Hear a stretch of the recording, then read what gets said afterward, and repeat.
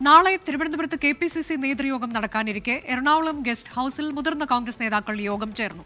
നിയമസഭാ തെരഞ്ഞെടുപ്പിലെ സീറ്റ് വിഭജനം ചർച്ചയായി. തർക്കമുള്ള സീറ്റുകളിൽ ഉടൻ പരിഹാരം കാണാൻ യോഗത്തിൽ നിർദ്ദേശമുയർന്നു.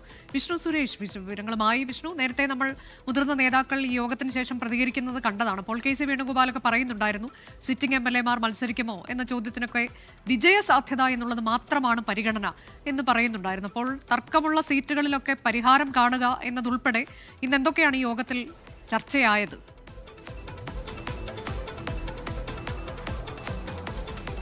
അനുജ, എറണാകുളം ഗസ്റ്റ് ഹൌസിൽ രാവിലെ 10:30 യോഗം ആരംഭിച്ചത്. ഒരു അനൌദ്യോഗിക യോഗമായിരുന്നു. രമേശ് ചെന്നിത്തല, KC വേണുഗോപാൽ, ദീപാദാസ് മുൻഷി, സണ്ണി ജോസഫ്, അതോടൊപ്പം തന്നെ VD സതീശൻ തുടങ്ങിയ നേതാക്കൾ യോഗവുമായി ബന്ധപ്പെട്ട് പങ്കെടുത്തിരുന്നു. പ്രധാനമായും 3 കാര്യങ്ങളാണ് ചർച്ചയായത്. ഒന്ന്, സീറ്റ് വിഭജനവുമായി ബന്ധപ്പെട്ടുള്ള ചർച്ചകളാണ്. അതിൻ്റെ അവസാന ഘട്ടത്തിലേക്ക് കടക്കുകയാണ്. കൃത്യമായ ഷെഡ്യൂൾ പ്രകാരം സീറ്റ് സ്ഥാനാർത്ഥികളെ പ്രഖ്യാപിക്കാനുള്ള നീക്കത്തിലാണ് കോൺഗ്രസ് ഉള്ളത്.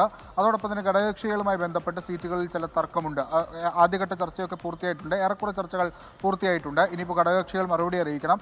അതിനൊപ്പം തന്നെ ചില സീറ്റുമായി ബന്ധപ്പെട്ട് തർക്കങ്ങളുണ്ട്. ആ തർക്കം പരിഹരിക്കാനുള്ള നിർദ്ദേശവും നിലവിൽ ഈ യോഗത്തിൽ മുന്നോട്ട് വന്നിട്ടുണ്ട്. മറ്റൊരു പ്രധാനപ്പെട്ട കാര്യം KPCC പ്രസിഡന്റുമായി ബന്ധപ്പെട്ടുള്ള കാര്യങ്ങളാണ്. അതായത് സണ്ണി ജോസഫ് നിലവിൽ മത്സരിക്കാൻ തയ്യാറെടുത്തിരിക്കുകയാണ്. അദ്ദേഹം മത്സരിക്കുമെന്ന കാര്യം ഏറെക്കുറെ ഉറപ്പാകുകയും ചെയ്തിട്ടുണ്ട്. ആ ഘട്ടത്തിൽ KPCCക്ക് താൽക്കാലിക പ്രസിഡന്റ് ആര് എന്ന ചോദ്യം, അതുമായി ബന്ധപ്പെട്ടുള്ള ചർച്ചകൾ നടന്നിട്ടുണ്ട്. പ്രധാനമായും 3 പേരുകളിലേക്കാണ് ഇപ്പോൾ എത്തിയിട്ടുള്ളതെന്നാണ് നമ്മൾ മനസ്സിലാക്കുന്നത്. അതിൽ K മുരളീധരൻ അടക്കമുള്ള ആളുകളുടെ പേര് നിർദ്ദേശമായി വന്നിട്ടുണ്ട്. അപ്പോൾ അത്തരം ആ വിഷയങ്ങളാണ് ചർച്ച ചെയ്തത്.